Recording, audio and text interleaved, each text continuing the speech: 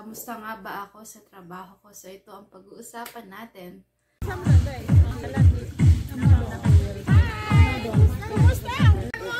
No, I got it. There you go.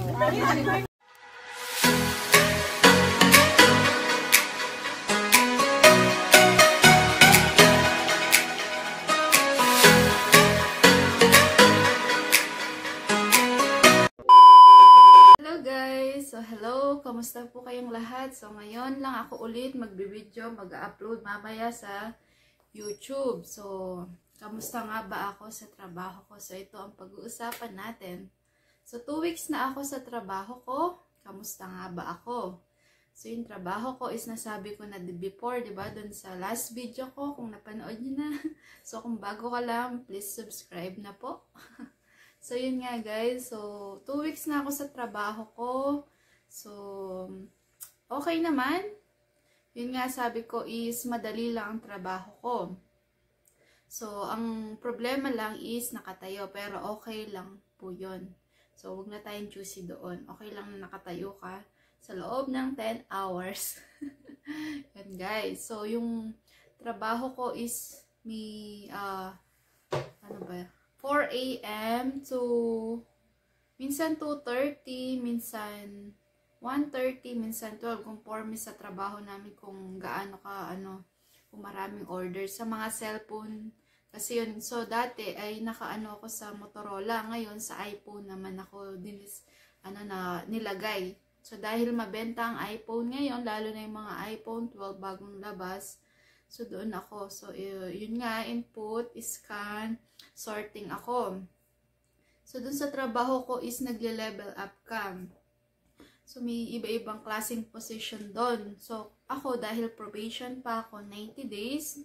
Probation, 90 days, hindi pa yata, alam ko, sabi nila hindi pa qualified pag gusto mo magpataas ng Pero, doon sa next, bali may mga, talagang may chine-check yung device, yung phone, kung parang nagsa-cellphone ka lang, katulad sa mother-in-law ko is, yung trabaho niya is ganon.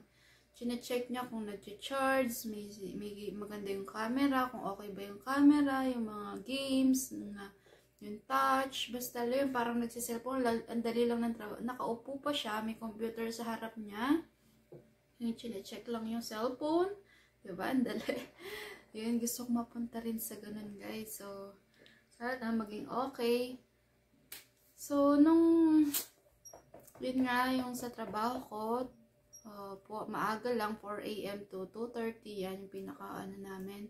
Tapos, 30 minutes away dito sa bahay namin. So, ano pa bang ikukwento ko? So, yun nga, 20 minutes lang ang break time namin. Ay, 15 minutes sa una. Parang coffee break, 15 minutes. Tapos, lunch break, 30 minutes lang. Not like sa dati kong trabaho sa Pilipinas, 15 minutes coffee break, tapos 1 hour.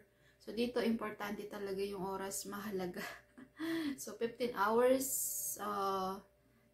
coffee break, then 30 minutes lunch break. So, yun, medyo,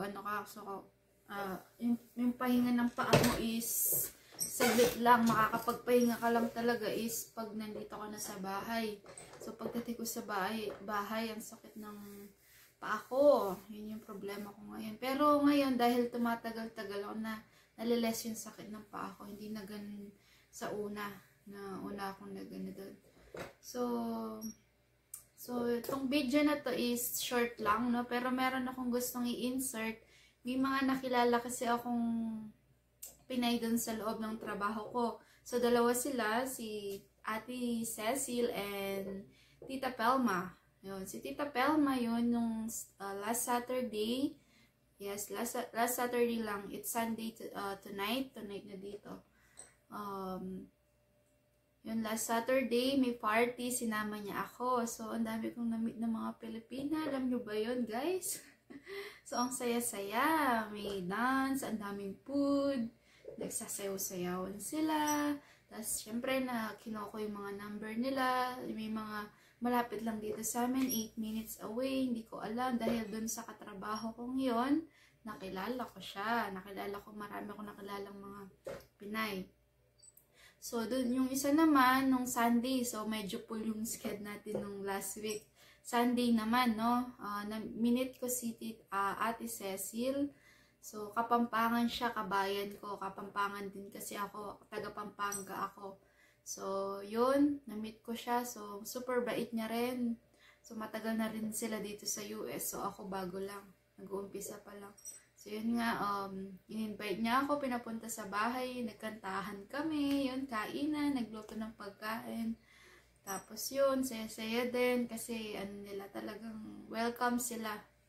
Tapos, kahapon lang, last Saturday, dami kong kinukwento, no?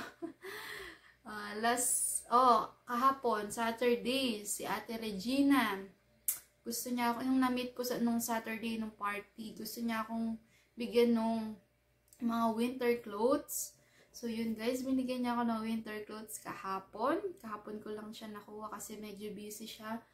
Yun, dahil malamig na dito, lalo na pag pumunta kami work, 3 patong na yung suot ko, malamig pa rin. Hindi ako bumibili ng winter clothes dito dahil namamahalan ako.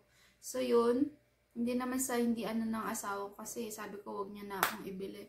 So, yun nga, yun, binigyan niya ako ng mga winter clothes, baka ilalagay ko dyan sa pagkatapos.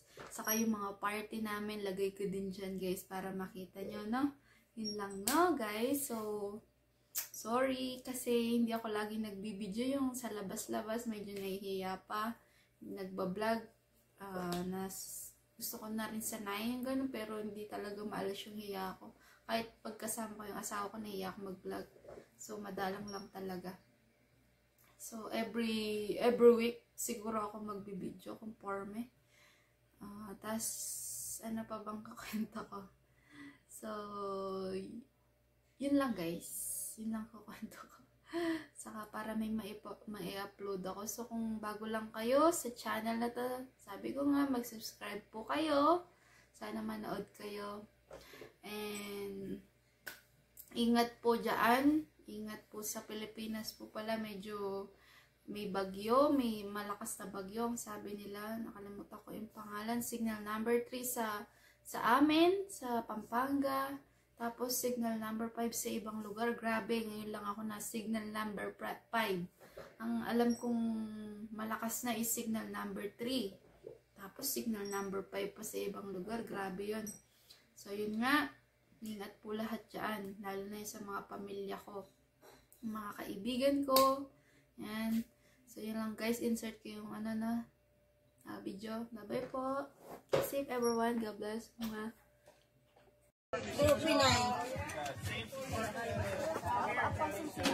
Wow, kadaghan. Oy, is this the lechon? Sa manay pansit. Of course, hindi mawala ang pansit, no? Of course, chicken, rice, of course. Wala, ang dami. Hanay, oh. May sabaw, may sabaw. Yung may sabaw pa pala. Oh my God. Tapos, andito pa. Uy, may seafoods pa pala. Uy, super yummy. Ay, lako, ang buto. Ay, no. Wow, grabe. Dito. Ano ba naman, Inday? Sige na. Ate, kasi nabubusog na ako pag nag-YouTube. Nagka-vlog din po kayo. Kasama ko sa trabaho. Ah. Side po. 1 week pa lang. Ah, Pinay? Pinay? Oo. Kasama, na-hired na kasi direct hire. Sa tulad mo sana. Ayaw mo kasi. Malayo, ate. Diyos ko naman, siya nga dito sa Isil. Sa Isil siya, tapos na siya Dito siya nagtatrabaho. Kasi yung school malapit lang naman sa amin din. 30 minutes.